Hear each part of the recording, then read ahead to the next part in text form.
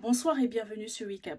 Je suis très heureuse de vous apporter les derniers développements au sujet de la CAN 2021 qui se déroulera au Cameroun du 9 janvier au 6 février prochain. Vous attendez peut-être que je parle de l'annulation, le report, les dernières rumeurs. Non, je pense que maintenant on est fixé. La CAN aura bien lieu aux dates annoncées au Cameroun. Donc la fête, je vous préviens, elle sera belle. Alors, les infos que j'apporte font suite à la réunion qui a été organisée par l'ambassade du Cameroun en France et précisément à Paris. Cette réunion qui était tenue autour du ministre conseiller, M. Antoine Amadou, et de deux autres représentants de l'ambassade, a réuni des membres de la diaspora. Et ces personnes donc avaient soit des projets à présenter ou d'autres idées. Au cours de la réunion, des annonces ont été faites par l'ambassade. Ensuite, ils ont écouté pendant plus d'une heure les membres de la diaspora qui avaient des choses à partager. Et enfin, on a fini tout d'abord avec l'hymne des Lions indomptables pour vraiment se plonger dans cette ferveur. Et enfin, on a pu voir des prestations.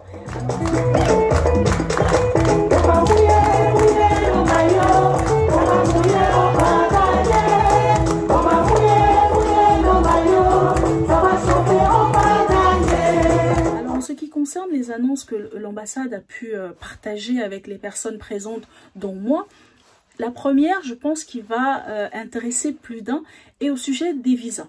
Alors, je vous le dis, ce qui a été annoncé, c'est que les visas pour ceux qui se déplacent au Cameroun pour la CAN seront gratuits. Je le répète, les visas seront gratuits pour les personnes qui se déplacent au Cameroun pour la CAN. Alors, ce qu'ils ont précisé, c'est qu'ils feront ces vérifications notamment via les billets d'avion qui sont achetés et pas juste réservés. Et ces billets devront être dans l'intervalle des dates de la compétition que j'ai annoncé précédemment. Et donc pour avoir cette gratuité des visas. C'est une information plutôt intéressante parce que je vous rappelle, le visa est à 125 €. C'est une économie non négligeable. Donc voilà, visa gratuit pour ceux qui vont à la CAN. La deuxième information qui a été partagée était au sujet d'un stand que l'ambassade souhaite mettre en place, donc au sein de la fan zone qui sera à l'esplanade de l'hôtel de ville de Yaoundé.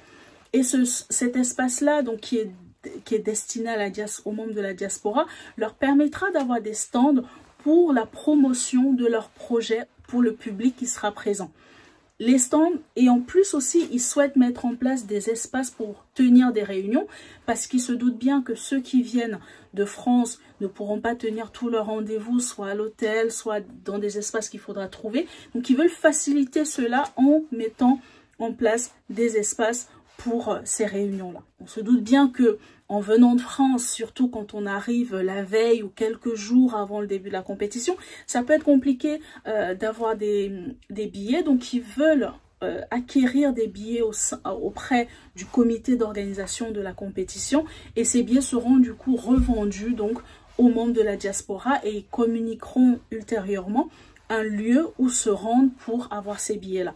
Donc bien sûr, je reviendrai vers vous avec ces informations-là précises sur comment obtenir les billets et au sujet aussi des stands, comment est-ce que le dispositif va être mis en place. Donc voilà trois informations qui ont été partagées et qui, je trouve, sont très importantes pour la diaspora qui va se rendre et qui est impatiente de se rendre au Cameroun.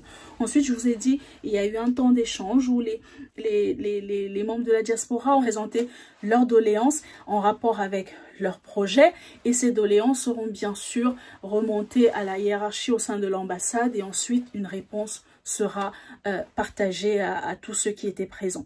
Donc voilà, c'était vraiment un moment d'échange, de partage et vraiment on a pu voir à quel point les membres de la diaspora sont prêts, mobilisés pour vraiment tirer profit de cette compétition mais aussi vraiment prendre du plaisir pendant ce moment ensemble.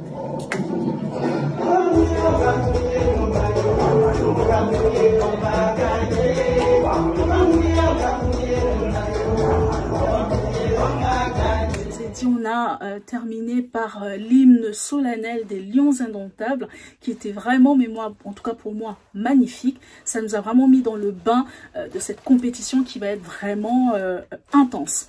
Ensuite, on a eu des prestations d'artistes qui ont composé des chansons pour la compétition. Je pense notamment à l'association, alors je vais le lire, hein, c'est Kifra Gani Bassawa, qui a présenté la Saga Kamer, un groupe de femmes magnifiques qui ont composé 2 chansons de supporters pour cette compétition. Je vous invite à aller sur leur page, notamment Facebook, il me semble, pour pouvoir écouter. C'est vraiment entraînant. Voilà, c'est vraiment l'esprit camerounais pour cette compétition. Voilà un petit résumé de cette journée, de cette réunion qui a duré plus de 2 heures et qui a été vraiment un très beau moment.